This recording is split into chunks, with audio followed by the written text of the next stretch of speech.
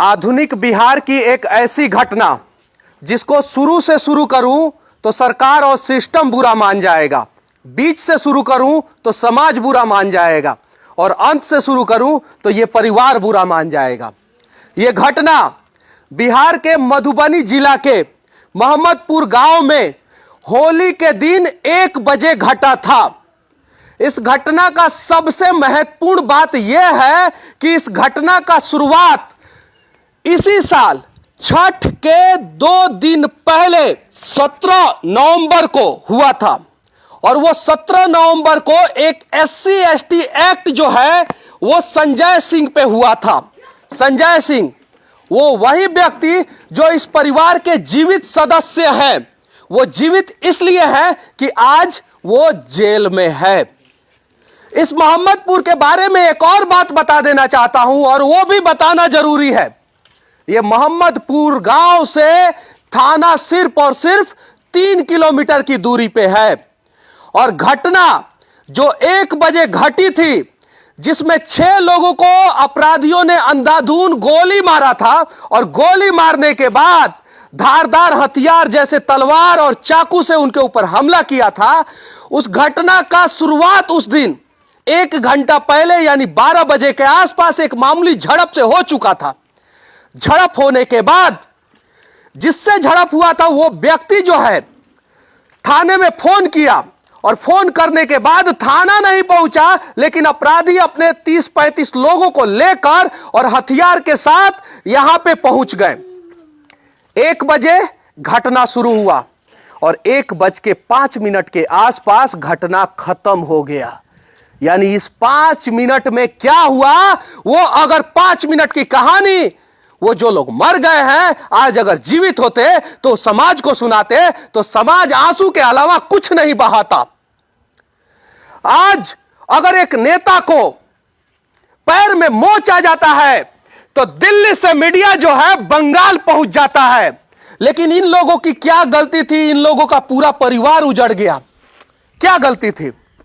आज अगर मैं इन लोगों के सामने आके चीखूं चिल्लाऊं और इन लोगों का आवाज बन के मैं दूर तक पहुंचाने की कोशिश करूं तो कुछ लोग बोलेंगे कि हम लोग गलत कर रहे हैं, लेकिन हम लोग आवाज नहीं पहुंचाएं तो फिर क्या पहुंचाएं? और सोई हुई सरकार नीतीश कुमार, मैं जानता हूं कि इस आपराधिक घटना में आपका कोई गलती नहीं है, लेकिन होली के दिन इतना बड़ा घटना बिहार में आधुनिक बिहार को कहीं नहीं तो कहीं शर्मिंदा कर रहा है।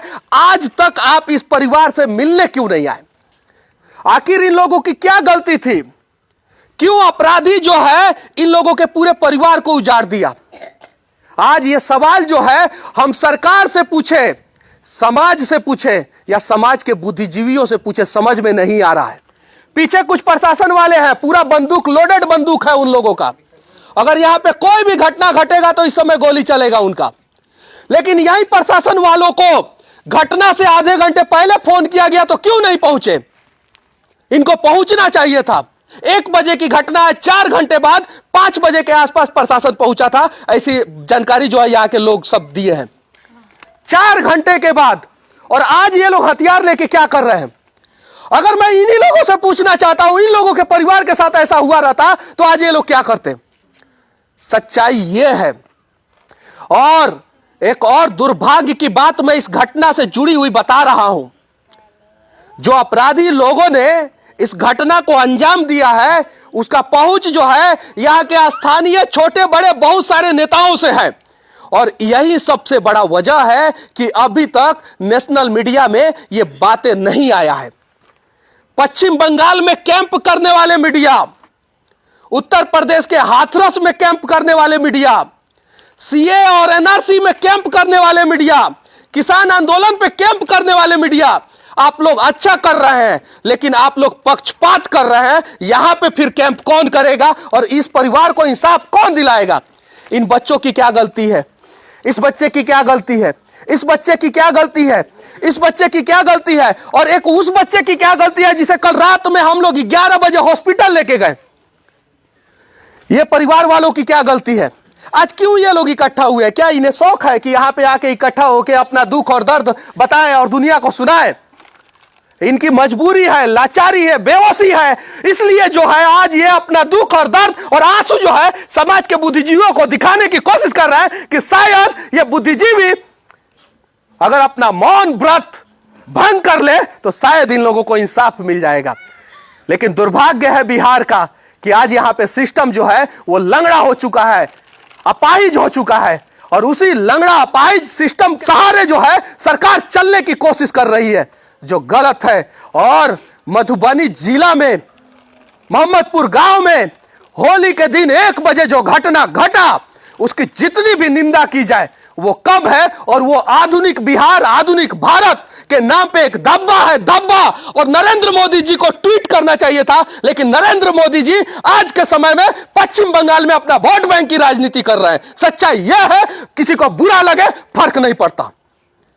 और ये घटना का शुरुआत अब मैं करने जा रहा हूं। इस घटना का शुरुआत हुआ था एक SC/ST एक्ट से। इन लोगों का मछली का कारोबार है। पोखरा के सामने कुछ आपराधिक गतिविधि के लोग इनके पोखरा में मछली मारते थे और वहां पे दारू का सेवन करते थे। और इसी बात का शिकायत जब इनमें से एक व्यक्ति ने किया तो उन लोगों ने संजय सिंह के ऊपर धारदार हथियार से हमला कर दिया, उनका पैर कटा। और संजय सिंह जब थाने में गए तो थाना में उन्होंने महेंद्र सिंह से इसकी शिकायत की। संजय सिंह ने महेंद्र सिंह से शिकायत की और महेंद्र सिंह ने 40,000 रुपया लेकर संजय सिंह पे ही उल्टा SC/ST डाल दिया, उल्टा SC/ST डाल दिया। और जिस आदमी ने SC/ST डाला था सोमेश्वर भारती, वो इस घटना में था भी नहीं और कहीं दूर था, लेकिन धारदार हथियार से हमला हुआ, उनका पैर कट गया। अब काउंटर केस बिहार में अक्सर होता है और सबसे ज्यादा SC/ST होता है। परवीन झा नामक व्यक्ति ने सोमेश्वर भारती से महेंद्र सिंह को 40,000 रुपया देकर संजय सिंह पे SC/ST एक्ट कराया और इस घटना का शुरुआत और इस घटना का बीज वही बो दिया गया। 40,000 रुपया, महेंद्र सिंह की लापरवाही, सोमेश्वर भारती का SC/ST और परवीन झा का साजिश संजय सिंह और उनके पूरे परिवार को बर्बाद कर दिया। आज देख सकते हैं, क्या कहा जाए। बस मैं इतना ही कहूंगा कि बिहार के जितने भी बुद्धिजीवी लोग हैं, जितने भी लोकतंत्र के तीसरे स्तंभ, चौथे स्तंभ, पहले स्तंभ, दूसरे स्तंभ है, वो इन लोगों को इंसाफ दिलाएं। और इन लोगों के इंसाफ के लिए मैं इसलिए लड़ रहा हूं कि कल ऐसी घटना जो है हमारे साथ ना हो, इसलिए मैं यहां पे आके लड़ रहा हूं। और इन लोगों को इंसाफ दिलाना इसलिए भी जरूरी है कि मेरे साथ हो, इनके साथ हो कि ना हो वो अलग बात है, लेकिन ये घटना कहीं किसी मोड़ पे आप लोगों के साथ ना हो। बस अगर मेरी बातें अच्छी लगे तो बैरी गूंगी सरकार तक मेरी बातें, इन लोगों का दुख और दर्द पहुंचाने की कोशिश करना। सच तक के लिए मैं मनीष कश्यप, जय हिंद।